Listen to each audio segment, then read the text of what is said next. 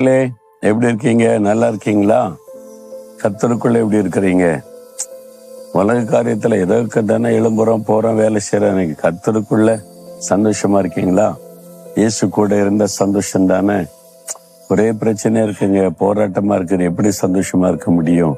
வாழ்க்கையே போராட்டம் ஆயிட்டு சொல்றீங்களா? போராட்டம் உண்டு. ஆண்டவர் அப்படித்தானே சொன்னார், உலகத்தில் உங்களுக்கு உபத்திரம் உண்டு, போராட்டம் உண்டுன்னு தான் சொல்லி இருக்கிறார். அதுக்கு மத்தியில சமாதானமா சந்தோஷமா இருக்க முடியும்ல? அது எப்படி முடியும்? அதுதான் இயேசு கூட இருந்தா எவ்வளவு போராட்டத்துக்கு நடுவிலும் நீங்க மன மகிழ்ச்சியா இருக்க முடியும். அதுக்குதான் அவரோட நடக்கணும், அவரோட பேசணும், அவர் சொல்றதை கேட்கணும்னு சொல்லுவது சரியா? அப்ப தினம் காலையில் எழும்பி அவர் என்ன சொல்றாருன்னு கேளுங்க, வசனத்தை வாசிங்க, அவரோட மனம் திறந்து பேசுங்க, இந்த நாளை ஒப்பு கொடுங்க, இந்த நாள் முழுவதும் உடைய கிருபையா கூட இருக்கணும்னு சொல்லி. அவர் எப்படிப்பட்டவர் தெரியுமா?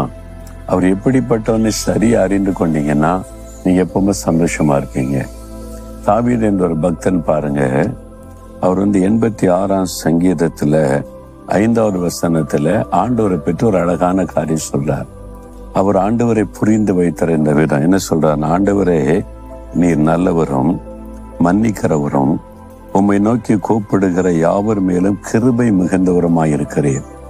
ஆண்டவரே, நீர் நல்லவர், எனக்கு நன்மை செய்கிறவர். என் வாழ்க்கையில இன்றைக்கு நன்மை செய்ய போறீங்க.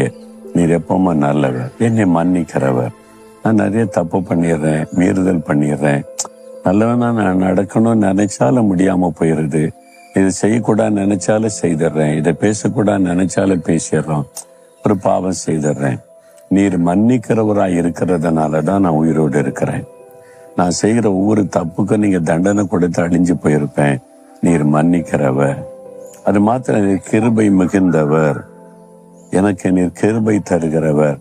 தகுதியில்லாத எனக்கு அன்பு காட்டுறீங்க, அந்த கிருபைக்காக ஸ்தோத்திரம்.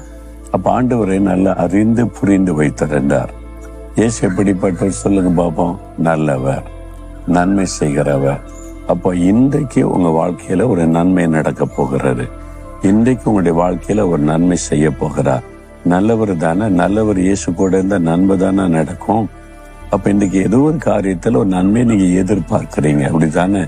சுகம், விடுதலை, ஆசீர்வாதம், ஒரு காரியம் வாய்க்கணும், ஒரு உயர்வு வரணும், ஒரு காரியத்துல ஒரு மாற்றம் உண்டாகணும். அந்த நன்மையை நீங்க பார்ப்பீங்க. ஏன்னா நன்மை செய்கிற இயேசு கூட இருக்கிறார்ல, நல்லவர் அவர். நன்மையானதை உங்களுக்கு தருவார். அது மாத்திரம் மன்னிக்கிறவர்.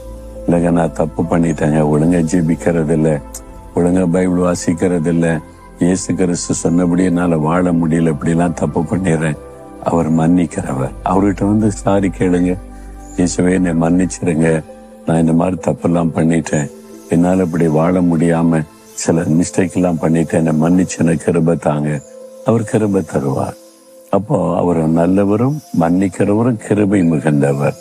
அந்த கிருபை தான் நம்மை பரிசுத்தமாய் பாதுகாக்கும். அந்த கிருபை தான் நம்மை சுகமாய் காத்து நடத்தும்.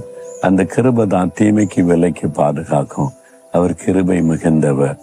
தகுதியற்ற நமக்கு அவருடைய அன்புதான் கிருபையாய் சூழ்ந்து கொள்ளுகிறது.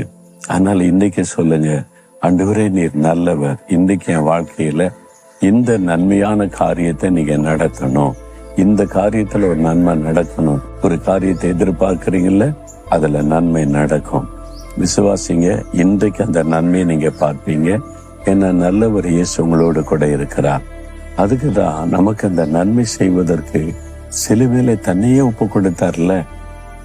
நம்முடைய பாவத்தை ஏற்றுக்கொண்டார், சாபத்தை ஏற்றுக்கொண்டார், வியாதியை ஏற்றுக்கொண்டார், நிந்தை அவமானத்தை ஏற்றுக்கொண்டார். எல்லாத்தையும் சிலுவையில சம்பந்தம் முடிச்சது எதுக்கு? உனக்கு நான் நன்மை செய்ய என்னை தீமைக்கு அர்ப்பணித்துக் கொண்டேன், சிலுவையில் அர்ப்பணித்துக் கொண்டேன் என்று ஆண்டவர் உங்களை பார்த்து சொல்றார். பிறகு எதுக்கு பயப்படணும்?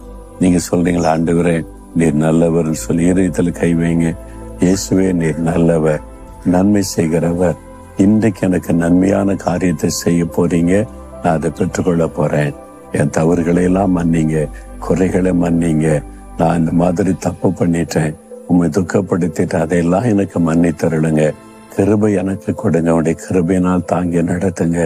இயேசுவின் நாமத்தில் ஆமென்.